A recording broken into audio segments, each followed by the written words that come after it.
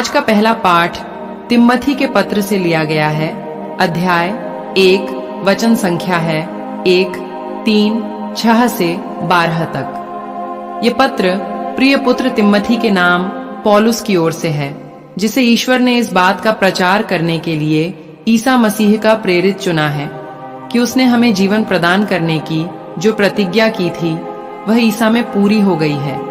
पिता परमेश्वर और हमारे प्रभु ईसा मसीह तुम्हें कृपा, दया तथा शांति प्रदान करें। मैं अपने पूर्वजों की तरह शुद्ध अंतकरण से ईश्वर की सेवा करता हूँ और उसे धन्यवाद देता हुआ निरंतर दिन रात तुम्हें अपनी प्रार्थनाओं में याद करता हूँ।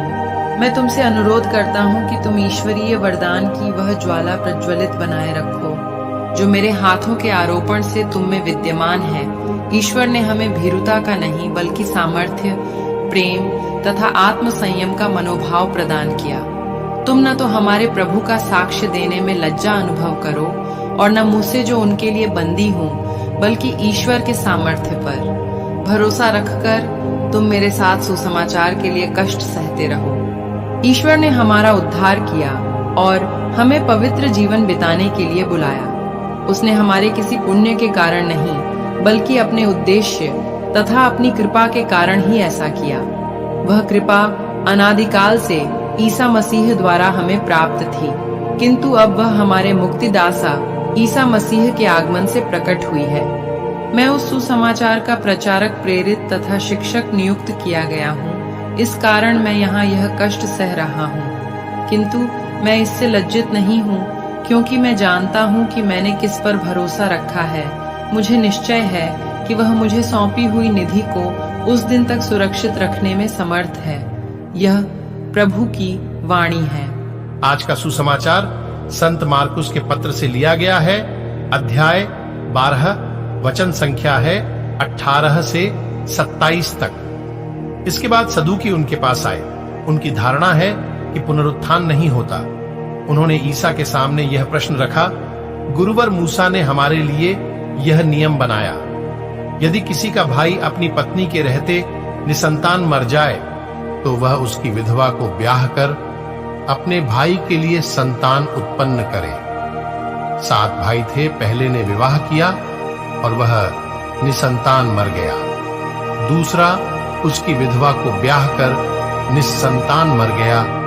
तीसरे के साथ भी वही हुआ और 7 भाई निसंतान मर गए। सबके बाद वह स्त्री भी मर गई। जब वे पुनरुत्थान में जी उठेंगे तो वह किसी पत्नी होगी, वह तो 7 की पत्नी रह चुकी है। ईसा ने उन्हें उत्तर दिया, कहीं तुम लोग इसीलिए तो भ्रम में नहीं पड़े हुए हो कि तुम न तो धर्म ग्रंथ जानते हो और न ईश्वर का सामर्थ्य। क्योंकि जब वे मृतकों में से जी उठते हैं तब न तो पुरुष विवाह करते और न स्त्रियां विवाह में दी जाती है, बल्कि वे स्वर्गदूतों के सदृश होते हैं। जहां तक पुनरुत्थान का प्रश्न है, क्या तुम लोगों ने मूसा के ग्रंथ में झाड़ी की कथा में यह नहीं पढ़ा कि ईश्वर ने मूसा से कहा, मैं इब्राहिम का ईश्वर, इसहाक का ईश्वर और याकूब का ईश्वर हूं। वह मृतकों का नहीं जीवितों का ईश्वर है। ये तुम लोगों का भारी भ्रम है। यह प्रभु का पवित्र सुसमाचार है। मनन चिंतन। सदूकी लोग पुनरुत्थान में विश्वास नहीं करते थे। उनके साथ अपने वार्तालाप में यीशु ने धर्म ग्रंथ की अज्ञानता और ईश्वर की शक्ति की अज्ञानता को उनकी गलत धारणाओं का कारण बताया। ईश्वर का वचन हमारे जीवन में सभी प्रकार के अंधकार को दूर कर सकता है।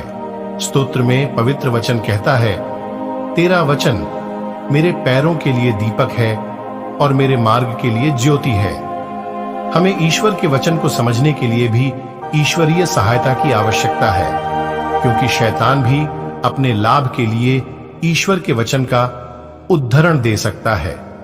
जैसा कि हम मत्ती के पत्र में देखते हैं, आप लोग सबसे पहले यह अच्छी तरह समझ लें कि धर्म ग्रंथ की कोई भी भविष्यवाणी व्यक्तिगत व्याख्या का विषय नहीं होती, क्योंकि मनुष्य की इच्छा से कभी भविष्यवाणी उत्पन्न नहीं हुई।